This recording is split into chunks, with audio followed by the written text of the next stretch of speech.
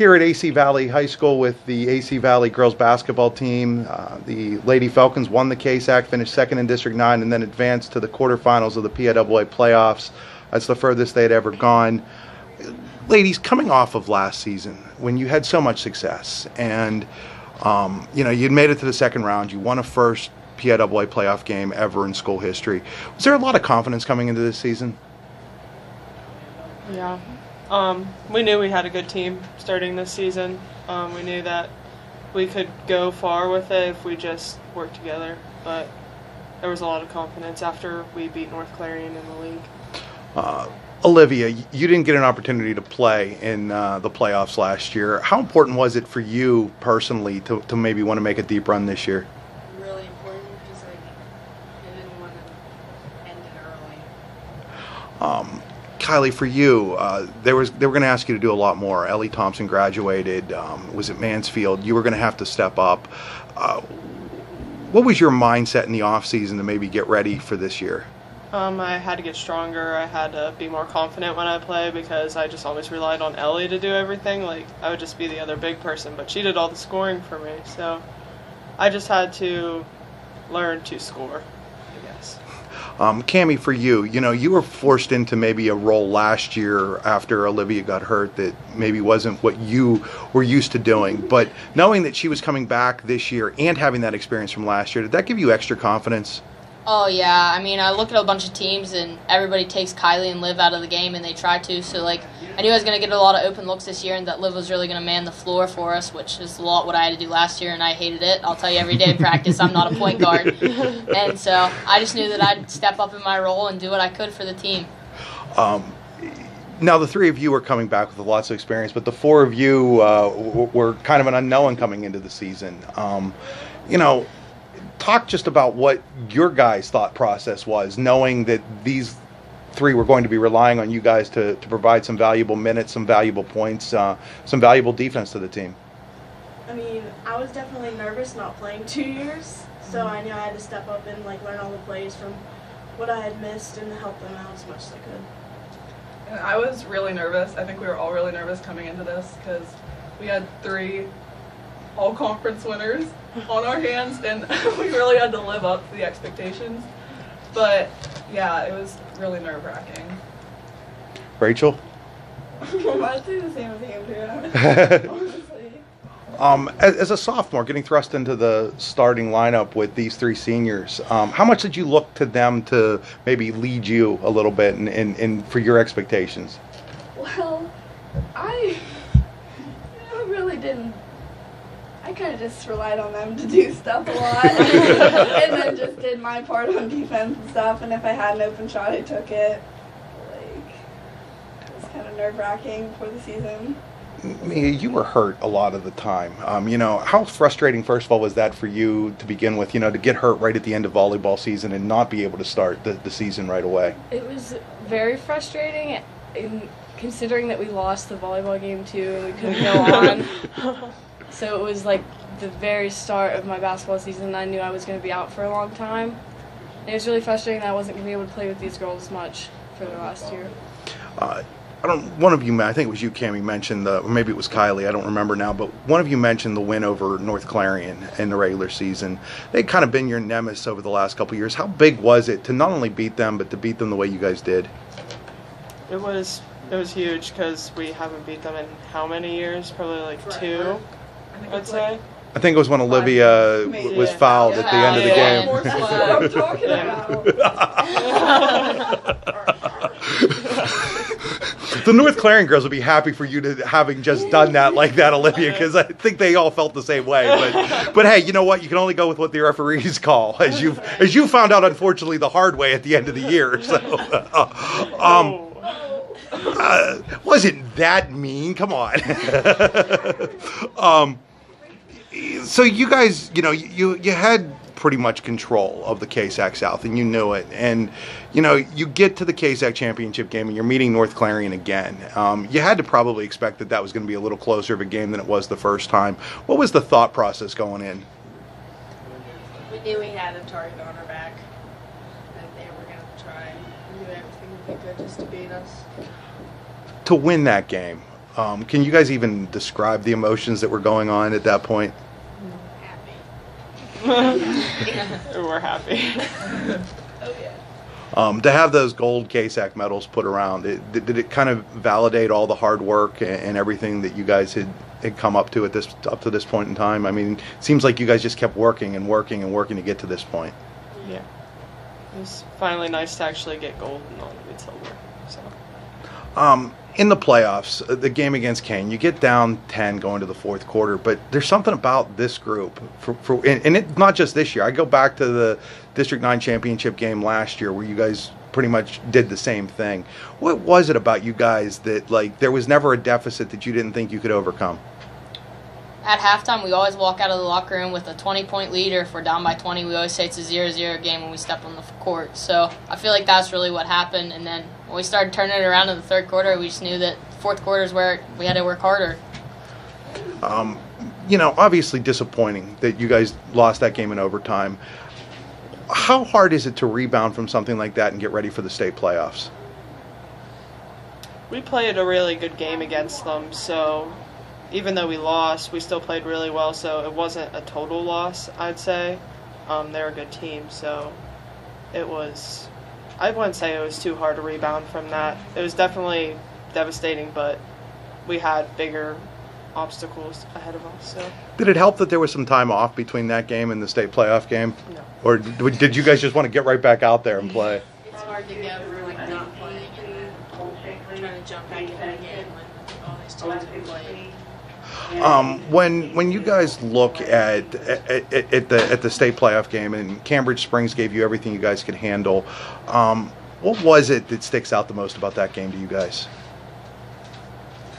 After they were so cocky, we just wanted to kill them.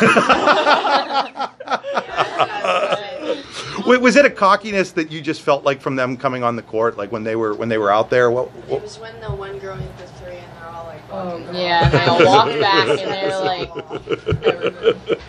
so. But yeah, it was pretty much like when they stepped on the court, or just how they looked at you when you took a shot. Just not what you get from around here, I guess. Kind of cockiness. So. And then you get into the game against the Whitfield champions, and outside of your locker room, you guys were viewed as a heavy underdog. I'm not going to lie. I mean, we talked about it on our way down that if one of the two teams that we were covering that night had a chance to advance, it was probably Clarion Limestone. And you guys went out and proved everybody wrong. Was there a point going in? Had you seen anything on film that made you feel like you could compete with them? Was it something that occurred once the game started? When was the moment that you guys realized, hey, this is just another team and we can beat them? when Cam shut down that big girl. But we got a chance tonight, ladies. I think it was like we ended up taking a lot of pressure off that week. Like, we weren't pressing ourselves or anything. Like, we were even cracking jokes. Like, I'll tell you, Sherman was going off about, like, how they were Whitfield champions. I was like, oh, Whitfield, Schmipfield. We were just cracking jokes and just trying to, like, avoid it at all costs, just thinking about it. Like, we were just going into it like a normal basketball game. But we did watch a lot of film on them and just trying to figure it out.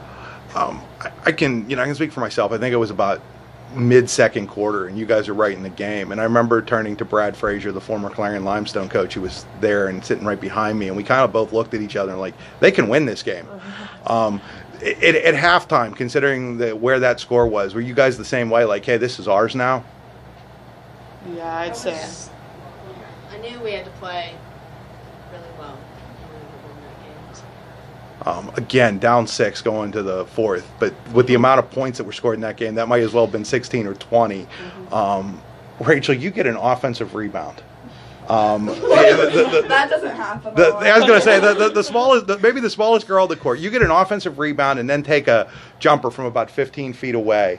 And you look like you'd just been doing that your whole life. Was anything going through your mind at that point in time? I just hit the ball and I just put it up there, and if it goes in, it goes in. And then, Cammie, you do the same thing. You get an offensive rebound and you score. How big was it to get those 2 offensive rebounds? Take it from maybe some of the other players on the team. Andrea, like, what was your thought when all of a sudden now you guys are back within 2 points? I'm not going to lie. I think a lot of us went into the game thinking that we didn't have a chance. But once we were within 2 points, I was like, this is really going to happen. So I think we were just motivated to win. Their best player then comes back down and hits a 3-pointer. And again, if you look at my notes from that game, I circled that three-pointer, like almost like that was the big shot of the game. Little did I know that I was circling the last basket they would make. To go 10 minutes and I guess it was like 10 minutes and 50 seconds without the WPIAL champion being able to score on you guys. Talk about that defensive effort. Was that maybe the best defense that you guys have maybe ever played in your lives? Yeah, definitely. I think Sherman's made it key to, like, defense is what you need to do in order to win games. That's a big part of it. So focusing on that through, like, most of the season, it really helped with that game. And then, Olivia, you get fouled taking a three-pointer with like 13 seconds left. First of all, can you believe that you were fouled taking a three? No, I thought, oh my god, this is the same thing. I was sitting there on the bench. I was like, Liv, you do this every practice. Every single one. You can do this. You missed the first free throw. How much pressure is there after you miss that first free throw? Do you feel pressure? I did that time. My leg was shaking, and I thought, I don't know if it was vivid in the crowd, but like I was standing behind Liv, I wasn't in the lines, and her like leg was like twitching out. I was like, "Is she okay?" Like, She looked at me Yeah. like she saw a ghost. Yeah. They missed the free throw. You get the rebound, Kylie. You get the ball down court to Liv again, and you just do what you do. You just took it to the hole strong. Were you thinking about getting fouled, or were you thinking about winning the game at that point? no, just getting foul called pretty much. Just throw up a shot. If it goes in, great. If it doesn't, see if I get fouled. Again, you missed the first free throw.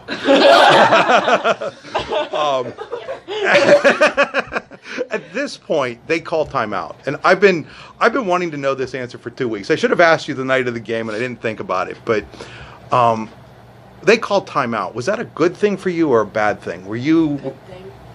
So I could breathe and just not think about it. Is that the way the rest of you were feeling? I mean, how what are you guys thinking? I mean, she's such a good free throw shooter. Do you really think that she was going to miss 2 in a row? I had faith in her. Yeah, definitely. If they didn't call the timeout, she was really tweaking out. She was like on the bench. She's like, "I just lost the game for us." I was like, "You get another shot, dude. Just go put that one in." But, You hit that. You go to overtime. You win the tip in overtime, and I understand that this is a play that you guys have practiced. Double blink. yeah. Walk me through what you guys did. I mean, you don't have to worry about anybody stealing that now. You're all seniors, so. So I line up on the left side, Liv's on the right. One blink, Kylie tips it right to me. Liv breaks to the hole, I pass it to her. You probably saw that on every one of our tip plays this year. Team started catching on to it, so now we started a 2 blink or a 1. We read it off where they're placing. 2 blinks, Kylie tips it over her head, and I go shoot a left-handed layup, and it worked.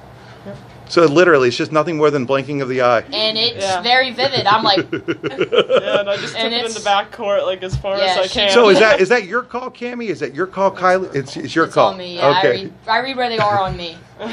So, Once you guys take that lead in overtime, and how big was that? I mean, I remember asking you about that, Yeah. so you've already answered. So let's how big was it for you guys to take the lead early in overtime? I mean, we could all take a breath and just chill out a little bit because we have the lead. When you win that game, and I mean, it comes down to them missing a shot at the very end. What's the emotion like at that point? Is it even greater than maybe winning the KSAC game at the end of the day? Yeah, just Yeah. because no one thought we were going Talk about all the pomp and circumstance that went with you guys getting to that point. The fire trucks, the kids lining the street out here at the school. What did all that mean to you guys? to. That was the best thing ever. It's kinda support like a was surreal crazy. moment. it was Yeah. crazy how many people even came up and they're like, "You just gave life back to this community." Like all the teachers, everything. I ate more that week. That teachers brought in snacks, and gave us this, and wrote us little notes. Like it was crazy week here. That's like, I've never seen anybody more happy that late at night because we were at Armstrong and they're like, oh, we're going to meet at 10 o'clock at the school with all these fire trucks. And it's like, oh my God, like, aren't these people all tired? Obviously the Everett game doesn't go the way you wanted it to go, but the amount of people from AC, and really just not just AC, because I saw people there from other KSAC schools. What did that mean to you guys to see that kind of support in a situation like that? It was great to have a good support system through it all. It meant a lot to us. I think out of all the teams, like, in playoffs that I've seen, we kind of had, like, the best fan, like, base that came to watch the games. I noticed this at the state championships. Maybe some of the bigger areas don't draw as much as even like Little AC Valley or Little North Clarion or Little Clarion Limestone. Do you guys feel that in the community, that what you guys are doing is important? Yeah, Yeah. for sure. I think it's a huge deal to us that we made it this far, but I think it's also such a big deal to the community. Take us behind the curtains a little bit. Talk a little bit about some of the fun things that you guys remember from the season that maybe people don't see, because it's that it's whether it's the bus ride or in the locker room. Locker room fun before the game. Half court. Wait, what was it? Half court or 3-point knockout? 3-point knockout. Yeah. Me and Kylie, about 15 minutes before each practice, we shoot left-handed, we shoot backwards, we chuck up half-court shots. Like, we don't really get in practice mode until it's about 3:35. The three seniors, you guys all started together a long time ago. What does it mean to have brought AC Valley girls basketball from, I think it was like a 61 or 62 game losing streak, to where now you guys were one of the top 8 teams in the state of Pennsylvania in Class 2A? It's a good feeling. It was, I don't know, we've just played together for so long, and it's just natural. We've always just won together. I don't know, like, it's just always worked. For some of you underclassmen, when you see their work ethic and what they've done, a lot of people are like, well, they're losing Liv and Cammie and Kylie, and they're not going to be any good next year. Do you guys kind of take that personal? No. Because they're just such a big part of this team. Like, me and Rachel and Emily, sometimes we'd only score 2 points combined in a game. So, no, I do not take that personal. What do you guys have to do to continue AC Valley girls basketball on the path that it's gone on? Definitely gonna have to step up. Yeah. Maybe get some, I feel like with Definitely- any sport, with any Okay. sport, you kind of have to like bond like they did all the way up from like YMCA ball, and we need to like come together as a group and do well.